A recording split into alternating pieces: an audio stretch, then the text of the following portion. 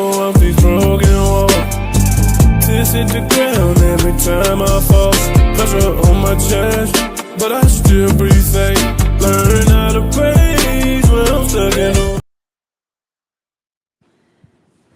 Good evening, everybody. Welcome.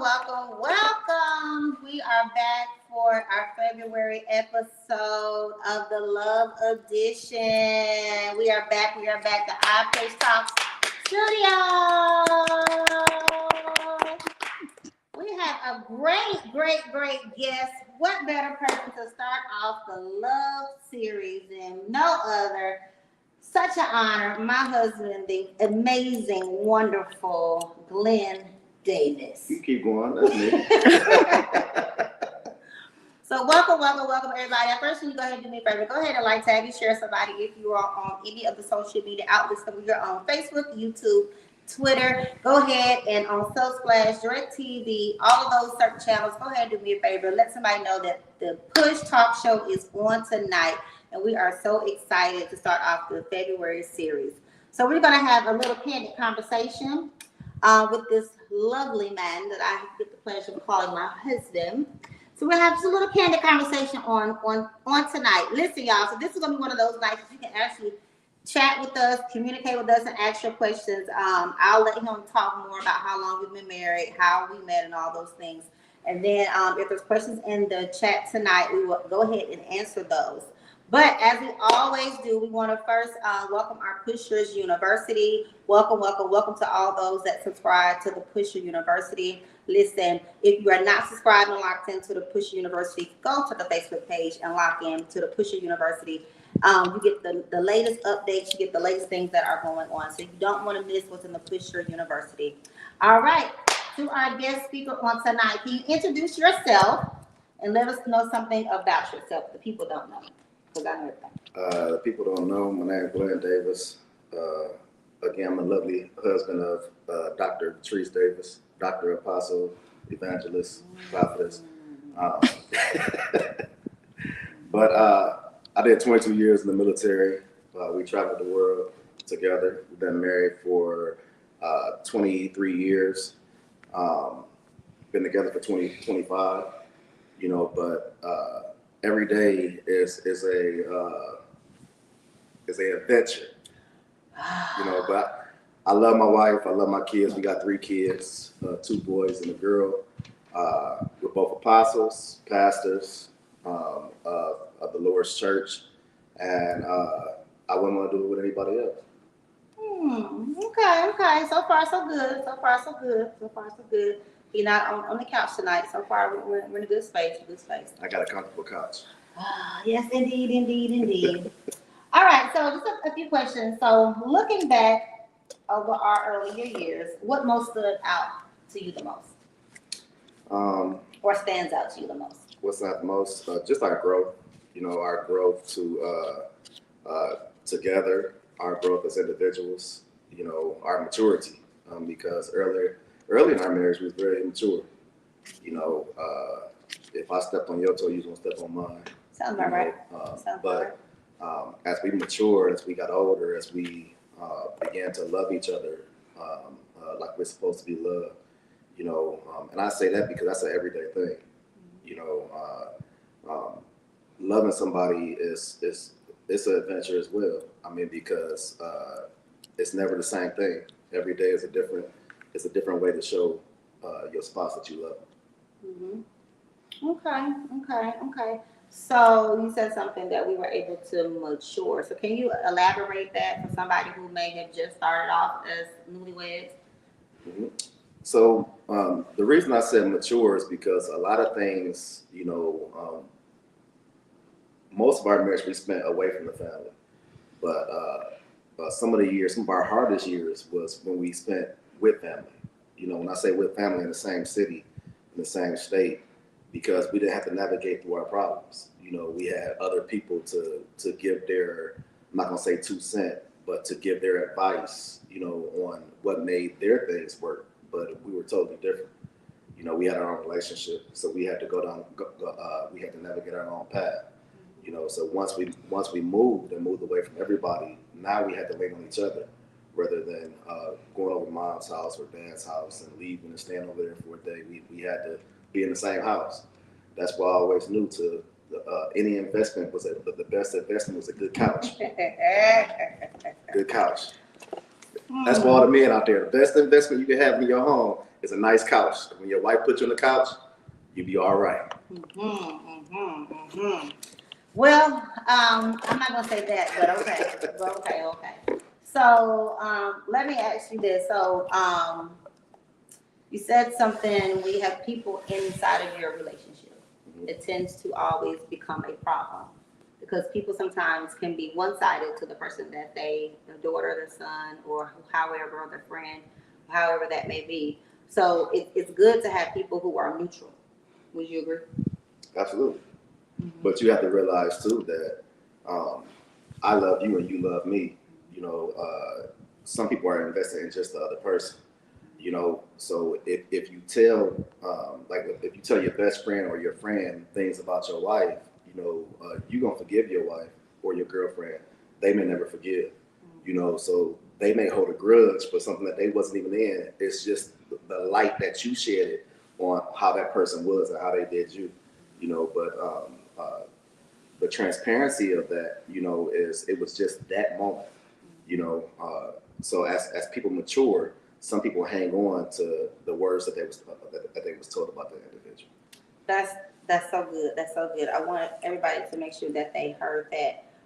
You will get past it. You will grow because that is your spouse. But the people that you have shared, what you shared with, and they start to look at your spouse in another type of light. So you have to be very mindful of the wisdom. You got to be very mindful of the people that you talk to because I'm a firm believer, always vent up. I mean, vent to somebody who has conquered that, because somebody who has more experience and more years in the game concerning whatever you're going through. Never vent down and never vent lateral because people down beneath, they don't understand. And people lateral, they're still trying to figure it out as well. So that was good. All right. So what first made you realize you wanted to spend your life with me? Oh man, that's a loaded question.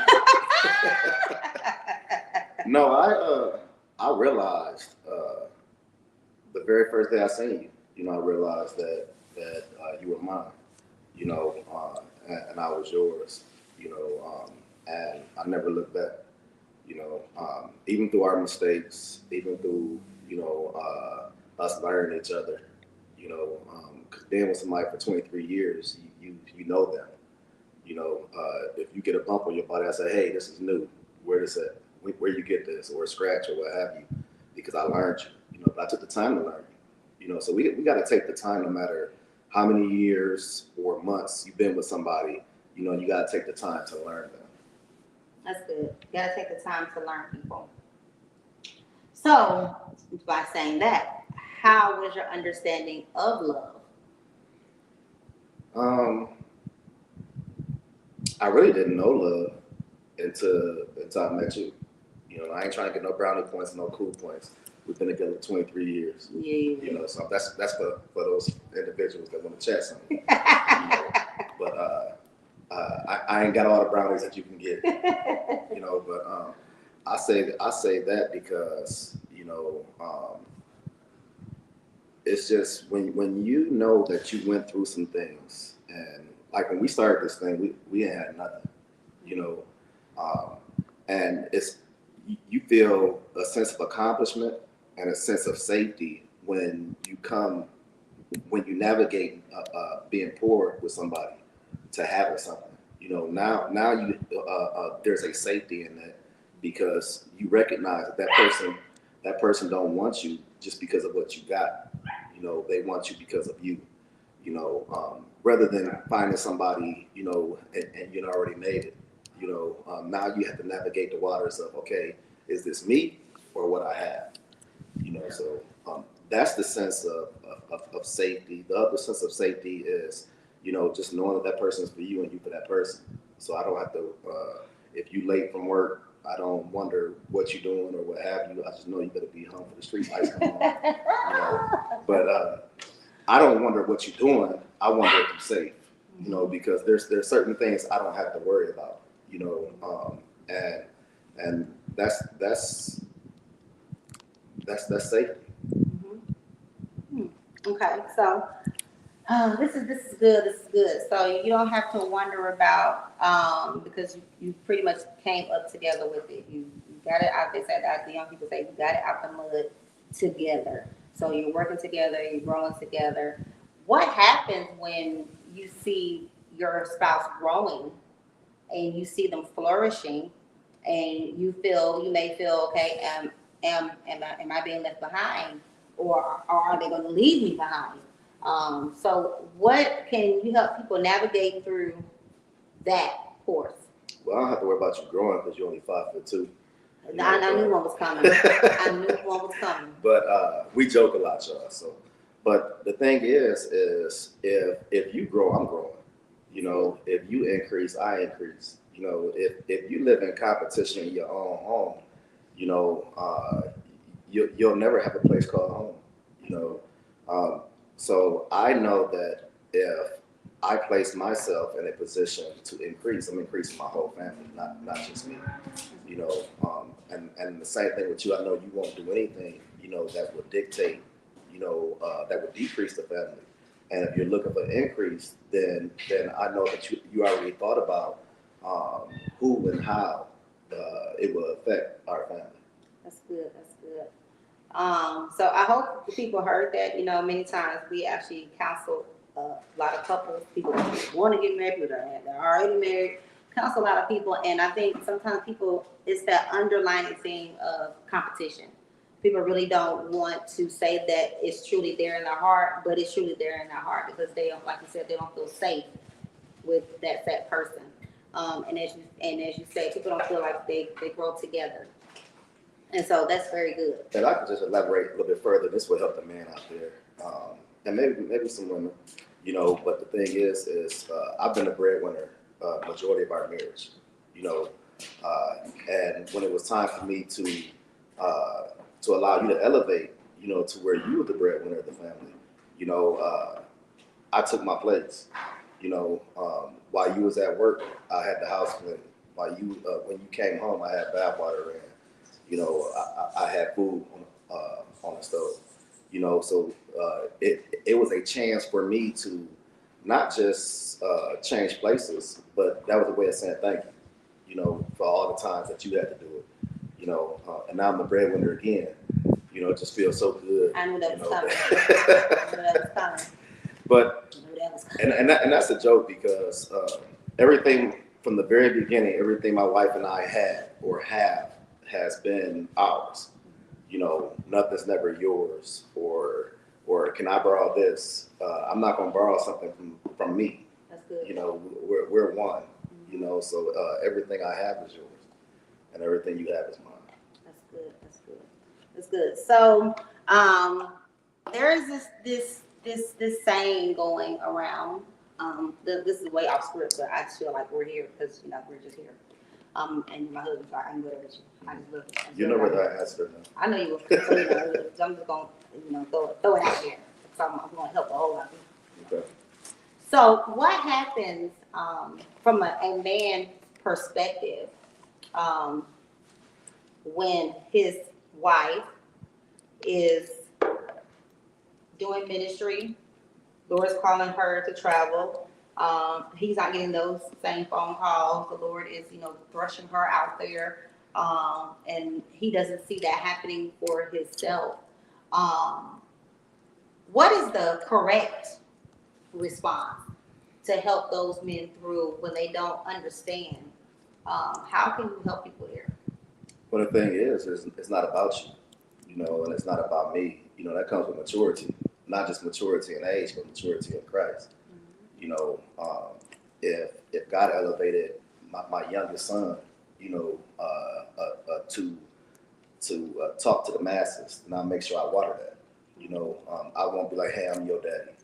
You know, so we have to be very, very mindful. You know, that if it's not about you, then when you recognize the oil, when you recognize the Christ in somebody else, you're supposed to water it. You know, not compete with it.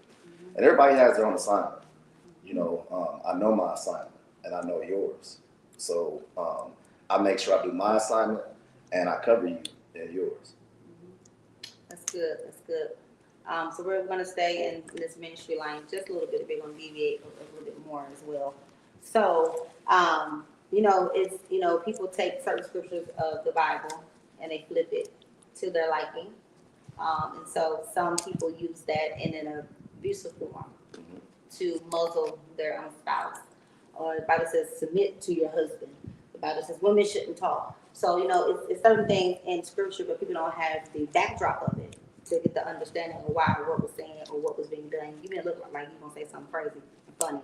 But see, we're not doing that. So I guess for those that, need clarity, that want to try to pivot hold their spouse, to certain things, or not even, we can take the Bible, we can take that step back. I grew up this way, especially if you grew up in the South in an African-American home. Daddy might have had their phone, he's a Rolling Stone, wherever they had might be his home. And the wife, the mother, the girlfriend, whatever she was, understood that and took that mentality and said, well, he is providing for me, so this is the way that it should be. And so therefore they took on that submissive lifestyle, which unfortunately has been passed down to so many generations after them. We have a lot of people, men and women, they really can't find their true identity when it comes to love. So how can you help a person, man or woman, that might have grown up in that home or grew up sawing that and feel as though, you're going to do what I say. And vice versa, you have the woman who is about, I'm going to be submissive and going to quiet, I'm going to timid off somewhere and really don't really embrace her true identity. No, I'm about 70, so you got to shorten those questions. Oh, Lord. But let me go ahead and try to answer this. No, please. So the first thing is you have to recognize who you with. You got to recognize, who you want to be with. I never wanted to have someone, to have a wife or a girlfriend or be in a relationship to where they do my every bidding. You should want somebody who will challenge you, who will challenge you to be the best person you can be, in conversation, and life in general. I always tell you and boys, and my daughter, I always tell y'all that I'm gonna tell you what you need to hear, not what you want to hear. But I also, in that same breath, I give empathy where it's needed, but then, I challenge also, because we have to realize that this relationship will end one day. And I say it will end one day, not with breath in our body, but without it. And because the Bible says, it says the devil do his part when we take our vows. And, we have to be very mindful, if that's what you chose, you have to make sure that you do everything that's in your capabilities, to put your family in the best position. When it comes to muzzling, how can you muzzle the ox if God is working with the ox? So we have to be very, very careful that, first of all, if God will use anybody, why wouldn't you be happy that he's using somebody close to you, using somebody that's in your family or what have you? You know what I'm saying? So you have to water that. You have to educate that. I think one of the good things, I wanted to talk to you last night, so that's why I was smiling, that's why I was laughing, because I got you now. I got you in conversation. But last night you fell asleep on me, But it's very imperative, to find someone or to nurture yourself with the one that you already have to challenge each other. Once you stop challenging each other, once you stop going with each other, it's hard to move forward. Okay, so you said challenge. So you said you have to challenge each other. So you might want to sip on your tea. You might want to sip on your tea. challenge each other. So when you challenge each other, this lovely man of God right here is the type of person that would always say, babe, I'm going to give you what you need to hear, not what you want to hear. And for a while, I used to have a problem with that. Because I'm like, listen, I know what I need to hear. I know that part. But give me what I want to hear. And so that used to be an issue for me because I'm like, I got a problem with that. I want to have this pity party right at this present moment right now. But like you said, you have to learn and know your spouse. You have to learn and know the spouse. And my husband said something to me this morning. Actually, he was like, if I was saying the same thing that you were saying, you would tell me pretty much get over it, deal with it. And so once you learn each other, once you learn, who each other are in individual in their own personal walks, then you will begin to know their strengths and know their weaknesses. So I want you to elaborate just a little bit, and then we're going to go to commercial. I want you to elaborate just a little bit on when you say challenge. You can help the people understand what you mean by challenge. When I say challenge, I'll use myself as an example. And when you challenge me, when I retired from the military, I went straight into a job. I didn't give myself any time off. And that was one of the worst mistakes I could have done. Not giving myself a breather for something I was doing for 22 years. And then I went straight into another career field without having not one day off.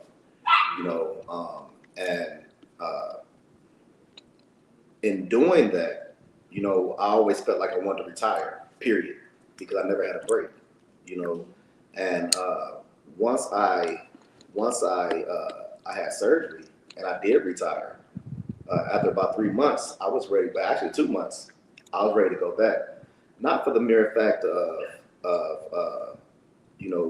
I was wanting to do it, but it was a lot of things in a lifestyle that we have right now that I had to set us up, and it was that challenging that you did during that time frame, even though I didn't like you right there when you was challenging me, but it was that, and I was only 42, 43, and even though I could have retired, some things in our lifestyle would have had to change, and it shouldn't have been that way. I was looking at what I wanted, rather than looking at what everybody in the family wanted, so. And the reason I say you challenged me is because when I got back into the workforce, now I only want to retire. I always was set to a point to where, okay, I'm retiring at this point, I'm retiring at that point. And I heard Warren Buffett say that he worked into his 90s. Why? Because he could. So if I can do something and continuously, put my family in a better place while I can, I'm gonna do it.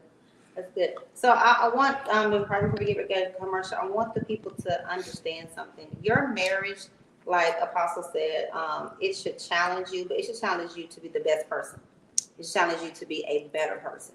It should bring out the best person within you who God has created you to be. I always say, you want to be able to build an empire on the earth, so your legacy can live on, so your children can see, my parents, they did it like this, and they built an empire, and they left us settled and well off because they built the empire and they structured it together. And yet it's sowing those seeds for our children to come. Like, this is what the model looks like. This is the model that we want you guys to do it better. Don't take our model. I want you to do our model better. So your marriage, your spouse, it should challenge you to be the best person. You have a business in venture, talk about it, challenge it, pour it, increase it, do what needs to be done, help that spouse get to that place. And I'm grateful that I have a spouse that does that. Things that the Lord has placed inside of me to do, He waters that, He feeds that, He makes sure that I get what I need so I can do what I choose to do Lord has called me to do. And that's so big because that is a part of your identity as a person. I think people forget and they misunderstand when they get married to hear, oh, well, they become one. Yes, that's true, but you're still your person. I still have my own identity. He still has his own identity. He still likes certain things. I still like certain things. So yes, we have become one, but in your marriage, you can't lose your identity because that's what attracted one to another. And if I can say something before you go to commercial, God spoke to me, and He had me leave a well-paying job,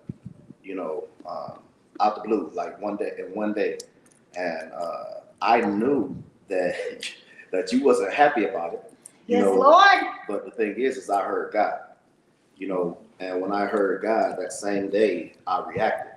I was obedient, and He took me to a job that was my lowest paying job that in the civilian world that I ever had.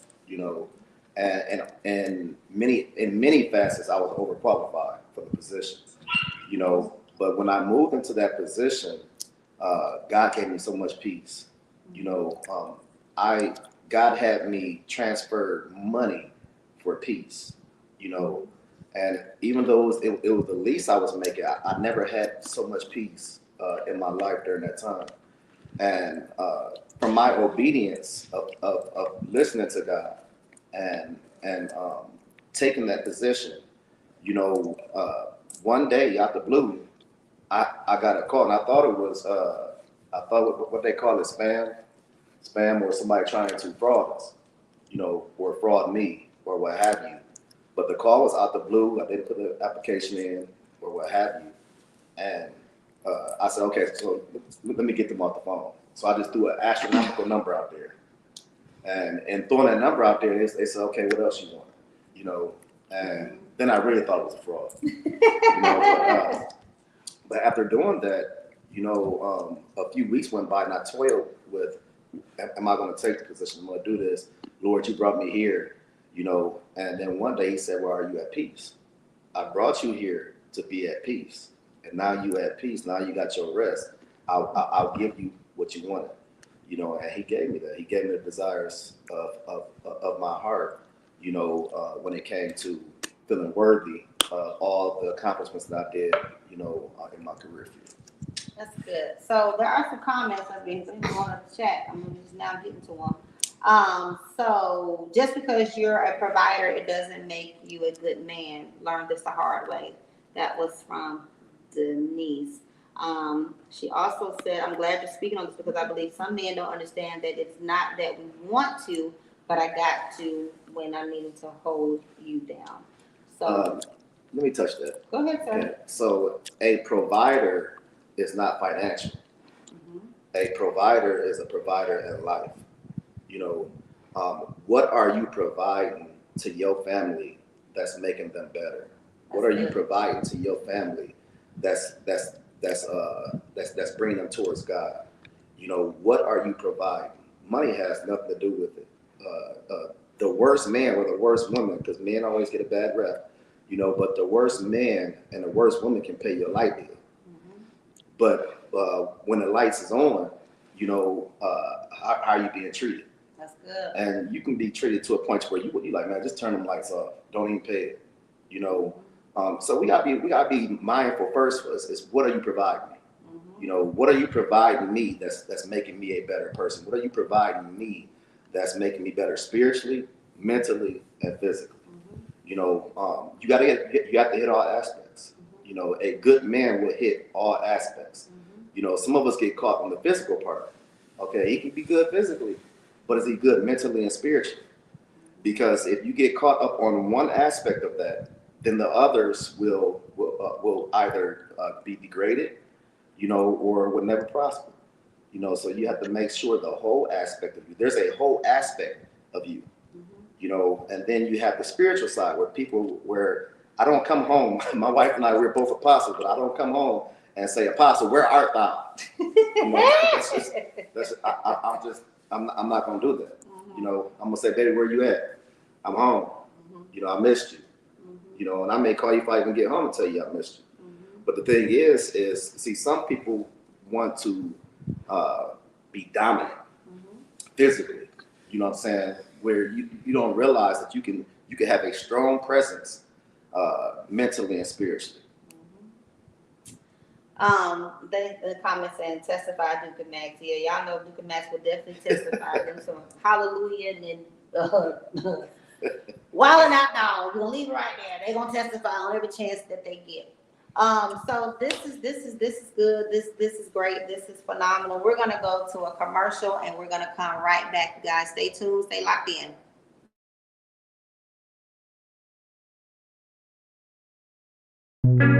Vatrice Davis Ministries presents iPush Conference September 2026.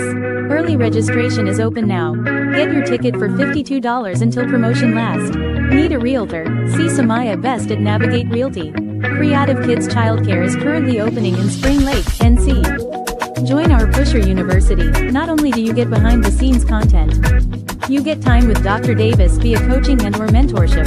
Join today at www.vsdministries.com. We have some amazing sponsors. Take advantage of our low sponsor rates, starting at $20 a month. If you want to become spawners, email us at admin@vsdministries.com today. Continue to subscribe and follow the Push Talk Show. Now back to the push. All right, welcome back, everybody. We are back with none other than one and only the Apostle Glenn Davis. Happens to be my lovely husband on tonight. We are back, and we're talking about February, the Love Edition. He has dropped so many great nuggets thus far. If you have not locked in, please lock in, tag, and share somebody. Let them know that the push is on tonight, and we are in the month of February, and we are doing our Love Edition this month. Listen, some of our sponsors are already going across the screen, but tonight we want to shout out one of our sponsors, Heart Haven Senior Solutions. If you are needing senior placement or home health assistance, please reach out to Heart Haven Senior Solutions. All right, now back to our lovely topic on tonight. We're talking about love. We've been in this thing for 20 plus years. So you said so much tonight already. So we're gonna get a little bit more, in depth, and we're gonna it's gonna rub some of y'all, but hey, this is what the push does. It pushes you to expand your thinking. So, a question for you, Apostle. Bank accounts. Let's talk about it. Let's talk about bank accounts. Should a husband and wife share an account? Should they have a separate account? What are your thoughts? My thoughts is based on your relationship. If your spouse is not good with money, then maybe y'all should have two separate accounts, or one joint account and a bill account and what have you.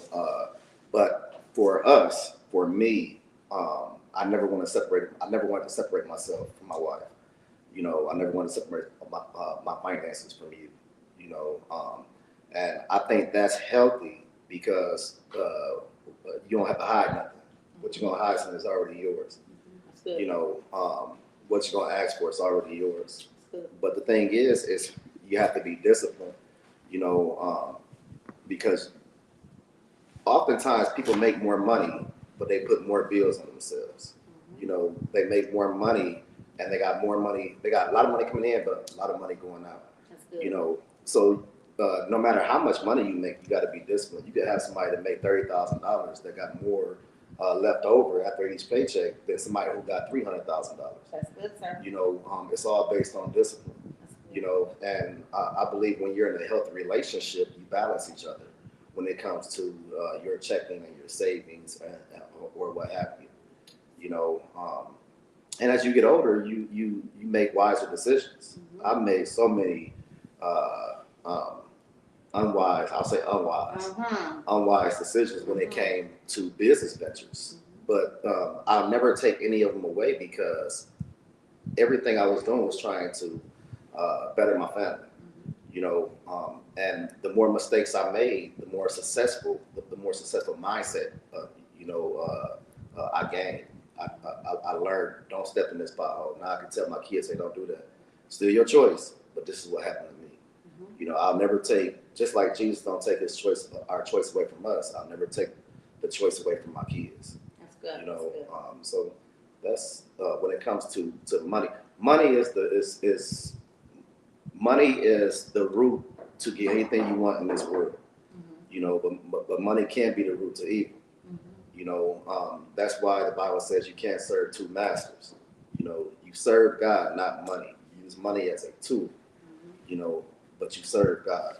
You know, if you keep that mentality, you know what I'm saying, then it will serve you right. That's good. Money is a resource, and I tell people all the time, money is a resource, and we give money power when it hits our hand. That's the power that it has. So once it hits your hand, what do you do with it? That's when it takes on a form of a spirit or a life, so to speak.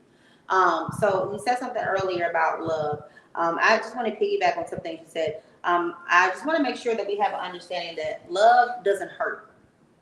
Love corrects, but love doesn't hurt. Love shouldn't cause you pain. Love shouldn't cause you, things that are hurting you. It shouldn't cause you constant heartbreak. Yes, if you get corrected, you will feel a little something, but you should be able to bounce back from it. So I want us to, be very, very clear that we understand what a marriage, a healthy marriage, obtains and looks like. Yes, you get frustrated. Yes, you get mad. Yes, you have all of those things happen. Yes. But it shouldn't hurt. It shouldn't be a place where you're hurting, where you're depressed, where you feel rejected. That's not love. That's lust. That's a moment.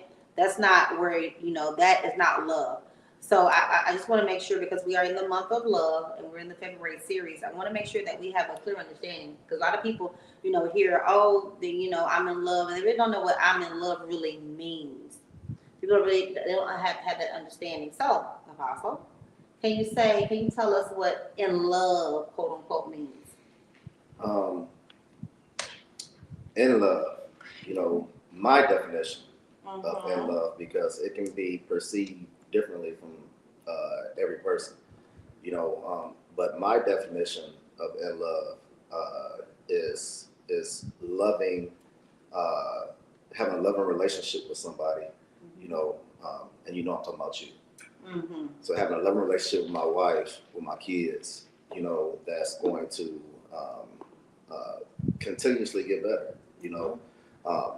and even in your mistakes, people can love you, because they know your true intentions, and you have to love others through their mistakes, but for me, in love is not February 14th.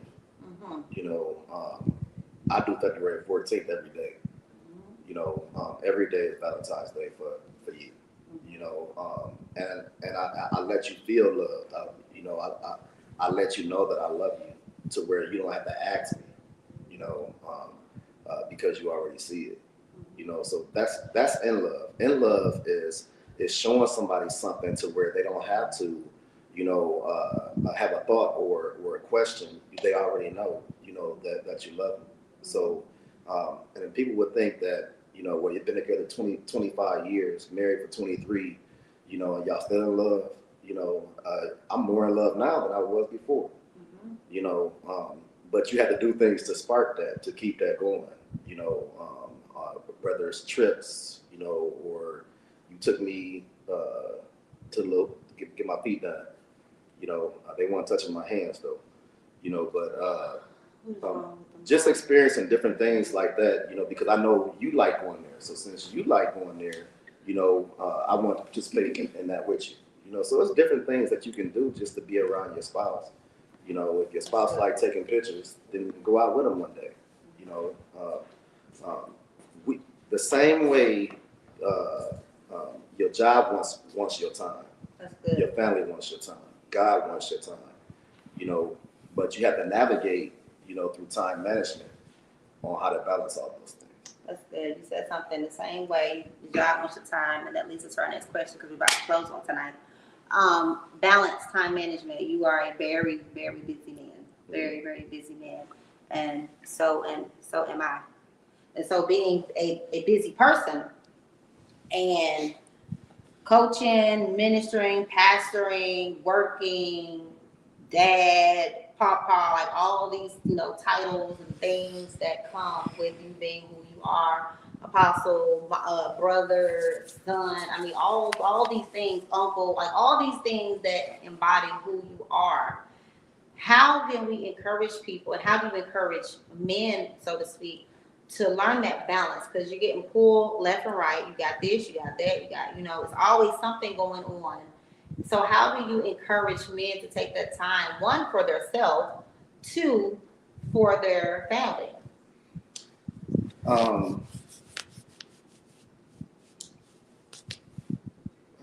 What's the best way to put this? I accept my assignments, and accepting my assignments. There's some things that's my assignments, and there's some things that's just me. Being a pop, that's just me. Being a pastor, an apostle, that's just me. Being a basketball coach, that's my assignment. But I learned God knew exactly where to put me. He put me in something that I love, basketball. So although it's an assignment, although it takes a lot of my time, although I'm, on many nights when I come home at 1:00 in the morning, and I got to be at work at 5, just doing the things that where I know God has placed me gives me rest. I might not get as much sleep as everybody else, but I get rest. So not taking assignments that wasn't meant for me is how I manage my time. Not being on social media all the time is how I manage my time, because when I get some free time, it's gonna be just that. It's gonna be free time. So I have to manage a lot of things that other people do. I can't do because I don't have the time. So I manage my time in order to fulfill all the aspects and the roles that I am in, not just in my life, but in everybody else's. Mm-hmm. So I've heard manage your time. You got to be mindful of your free time. So how does that correlate with a younger generation, a younger marriage, where their free time is embodied in social media, their free time is embodied in video games, their free time is embodied at the gym, at the basketball court? Their free time is embodied there because you were once that young person as well, but yet you still had a wife, you still had a family, family. So when did that maturity set in to say, hey, I might need to not play the video game as much. I may not need to go to the gym as much. I might need to spend time with my family. So at what tipping point did that kind of sit in? Like, okay, I really need to dial in to my family. I believe it came with me accepting moderation. I didn't have to stop doing all the things I like. I had to do it in moderation. And I had a different path. Alcohol ruled my life for a long time. So a lot of times when I had the feelings of being better, of doing things, I didn't want to tackle them, so I would drink. But when I stopped drinking and I began to think and I began to realize who I was, I realized I have to fight this battle. I had to be me in order for me to be the best version of me to everybody else. Until I can be a good version of me, I'm no good for nobody else. That's good. So you have to realize that you can't stand to be around yourself. Anybody else can stand to be around you either. So once I loved myself, I was able to love everybody else, with the love that they needed. Okay. I was, and I had no patience whatsoever. Now God has given me an abundance of patience. So it came with life and its battles. Okay. So now I want you to speak to that wife, because you said something. When you find your husband in that place where you see him in that place of he's not loving himself, he's battling, because men do battle depression, men do battle rejection, men battle those things just like women do. So when you see your husband battling that, your significant other going through that, from a wife, what do you feel a man is looking for? Is he looking for affirmation? Is he looking for just a shoulder in the moment? What do you feel that a man is looking for? A lot of times, men are just looking to be seen. In my instance, all my dealings came from combat. So you had to learn if I was around a lot of people, if I started to get upset or my different demeanors, and before I can say, hey baby, let's go, can we leave? You already say, hey baby, let's go. You know, because you had to learn to keep me in operation. You know, and when you know somebody is stressed or depressed, you got to bring them back to operation, because when you get in that state, you like to shut down. You know, but if you love that individual, you'll keep them going. You'll keep them in operation. You'll push them, but yet still be empathetic.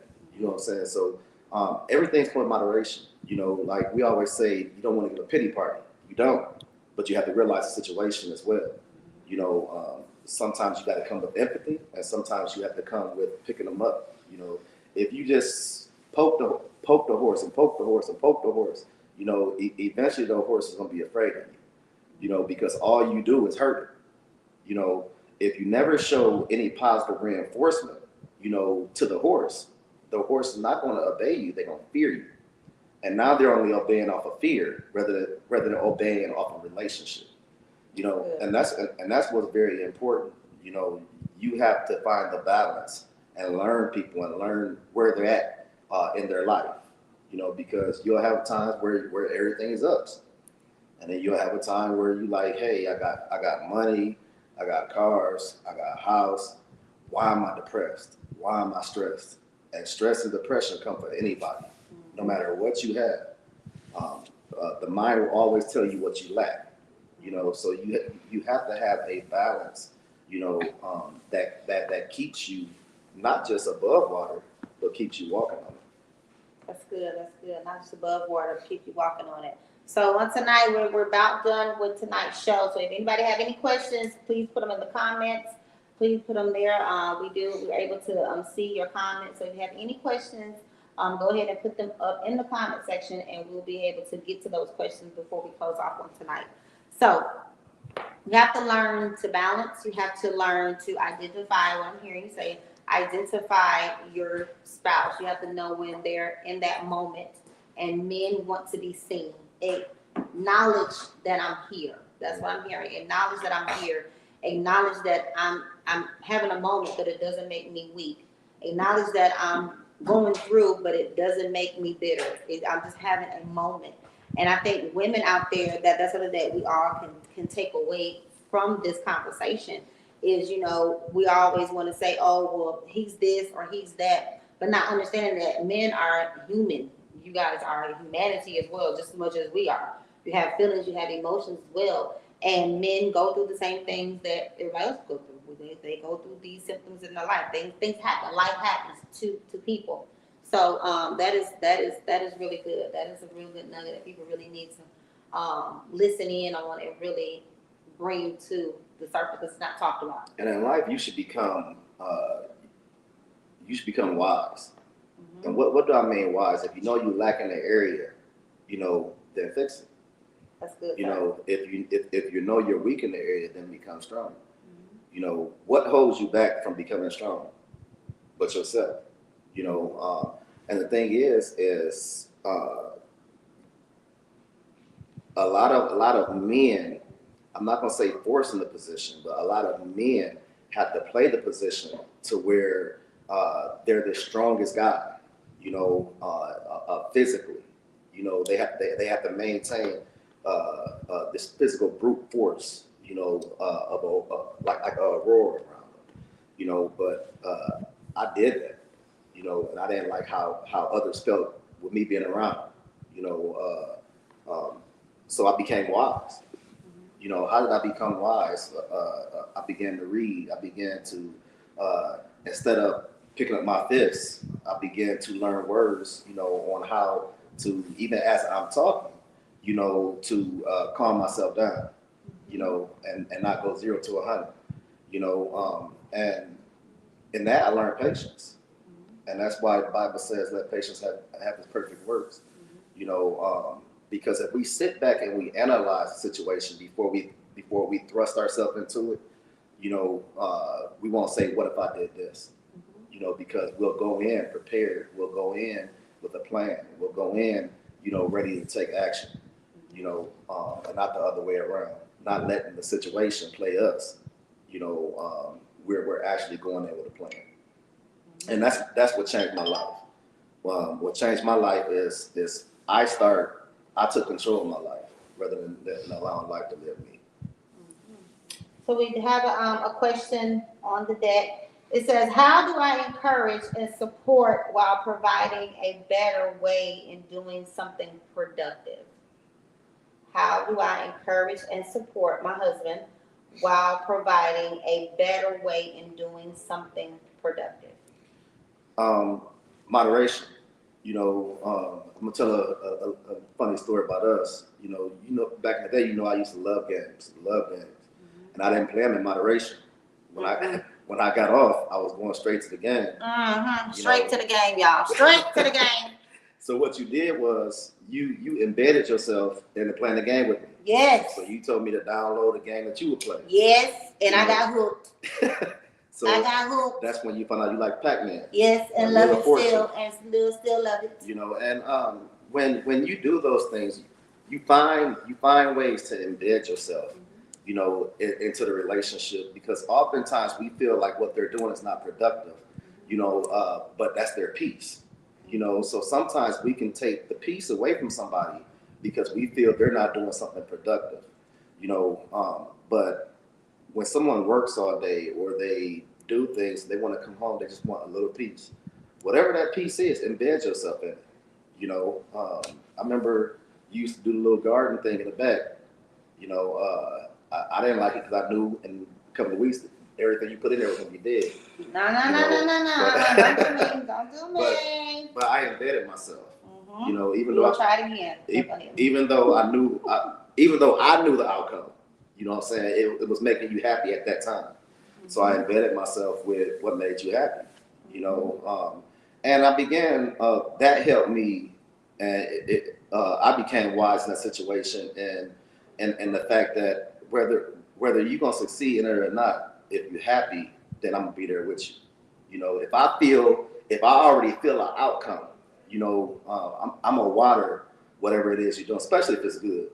If it's to benefit the family, I'm gonna water it. Even though you may say, "Oh, I know this ain't going nowhere," I'm gonna water it. That's good. I'm talking about my garden, so I'm doing it again. But I did grow one tomato, and I cooked it and ate it, and it was really good. So but what I can say to that woman out there is embed yourself in some of the things that your husband like doing. Rather than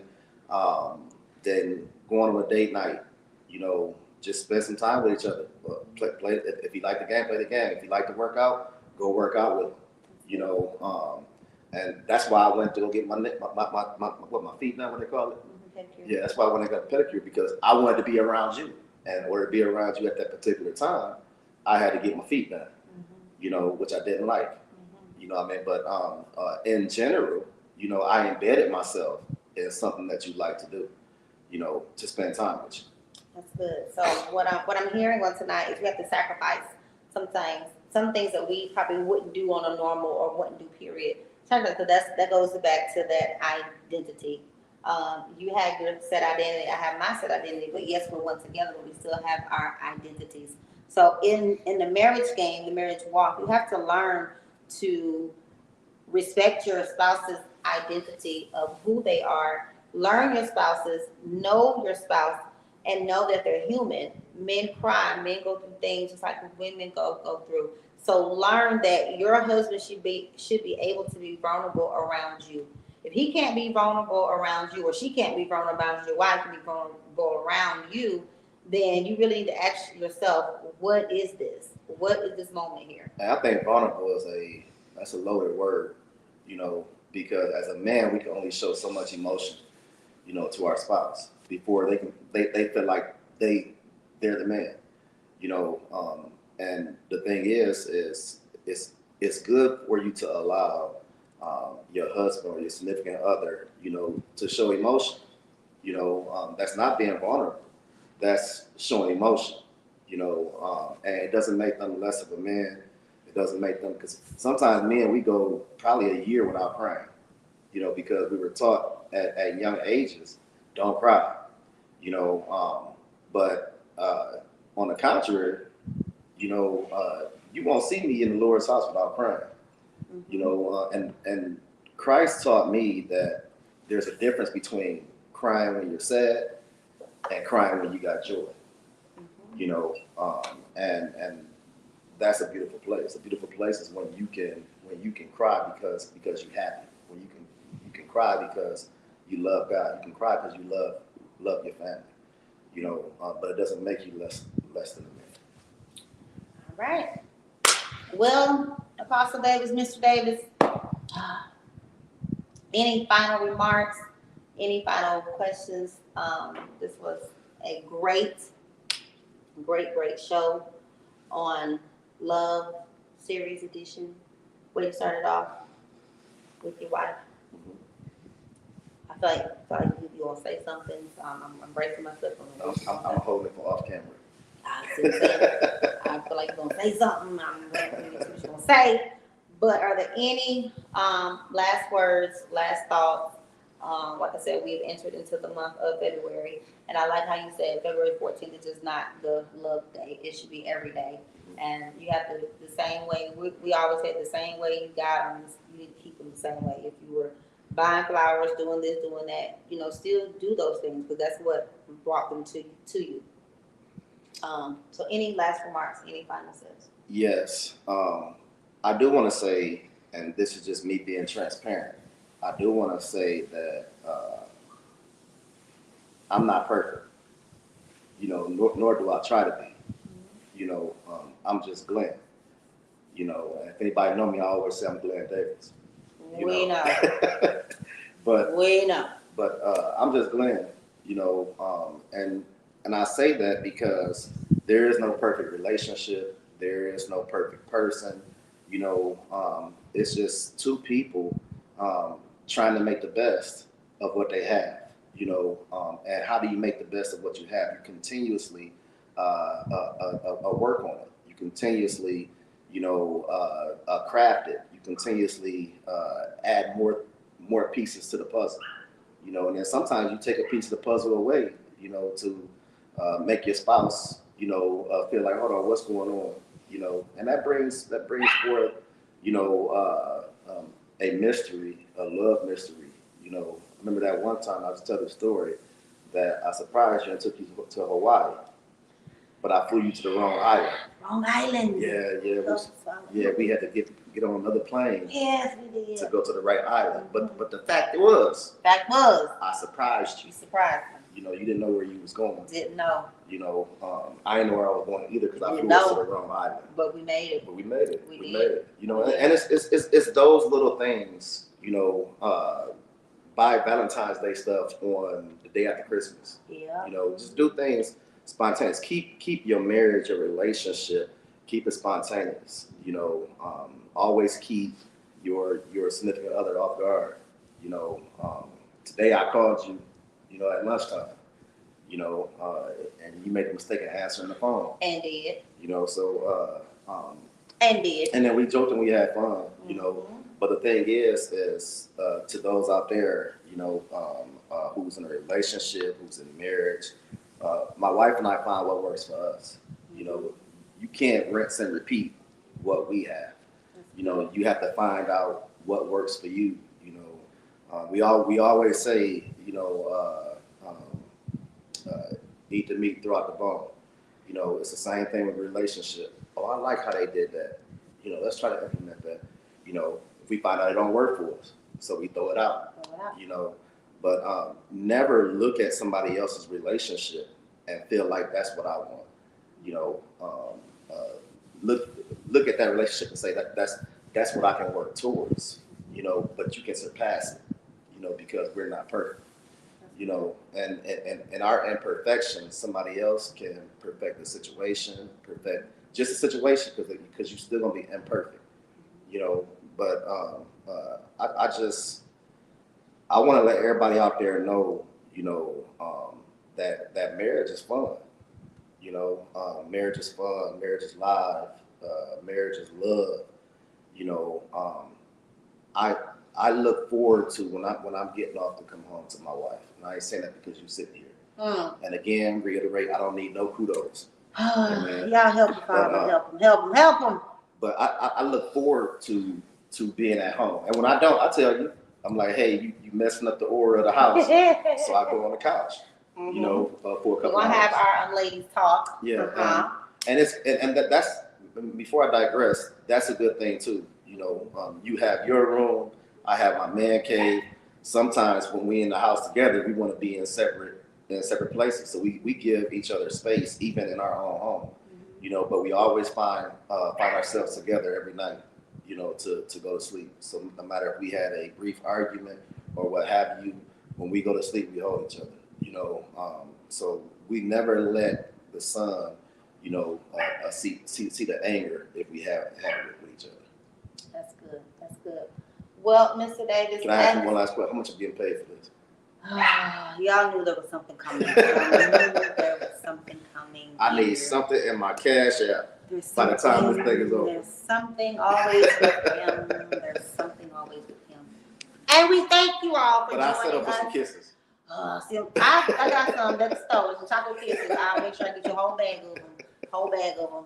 So you guys, we thank you guys for tuning in tonight. We thank you. Listen, make sure you stay locked in to this series. There are going to be some special guests. There are going to be some conversations, some candid conversations. We're going to talk to a platform of men, a platform of women. So make sure you definitely keep us locked in for the month of February for the Love series. I definitely want to thank my awesome, amazing husband on tonight for taking the time out because he is a busy, busy man. But the Lord knew because the snow stopped a lot of stuff for a lot of people. So we tell the Lord thank you because his schedule is tight. But we tell the Lord thank you that the Lord allowed some things to be canceled so he could spend this time with me on tonight and to share with you all. So we thank you. Make sure you stay locked in. Make sure you stay plugged in. We have some upcoming announcements that will be coming in the near future. Thank you to everybody who was logged in on tonight. Our aunt is on here. Look at there. Hey, auntie, we love you.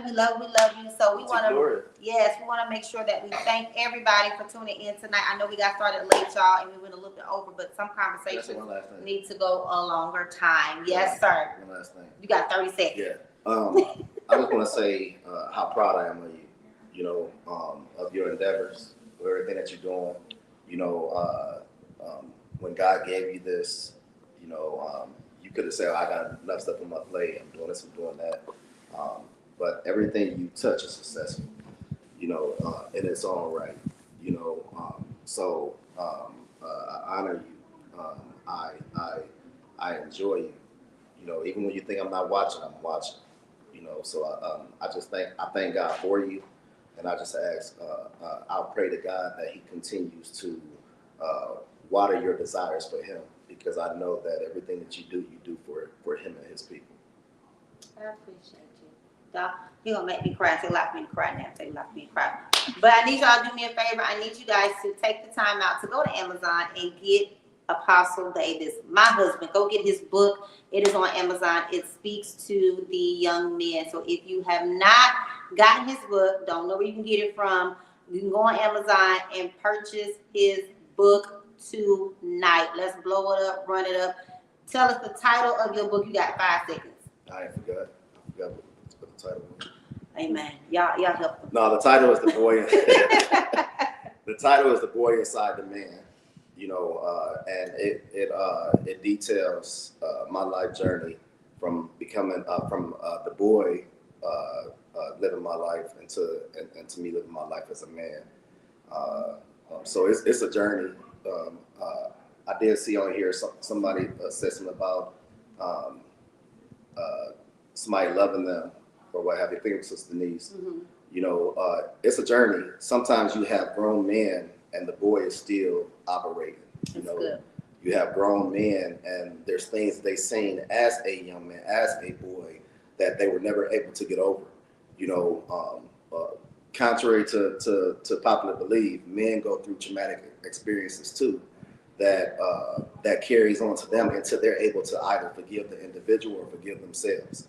You know, so if you want to go out and get the book, go ahead and get it. If you don't have the funds to get the book, don't let that stop you. Just go ahead and leave a message with Prophetess, Apostle, Dr. Davis, and we'll get you the book.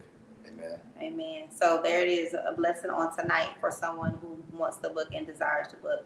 All right, you guys, that is the end of our show on tonight. We thank our special guests. Tune in on next Wednesday at 7 p.m. for a wonderful panel. We're not going to say who's going to go first, but you do not want to miss next Wednesday. Do me a favor. Make sure you go to Pushers University and like, tag, and share and join that amazing, amazing team. But on next time, stop it.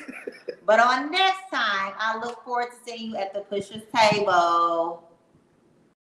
I know God walking with me, help control my feelings. Ain't no doubt in my mind, he true. Go read Mark, John, and Luke. Even though life get tough sometimes, gotta keep on pushing you through. Don't let nothing stop you. I know it's easier done than said.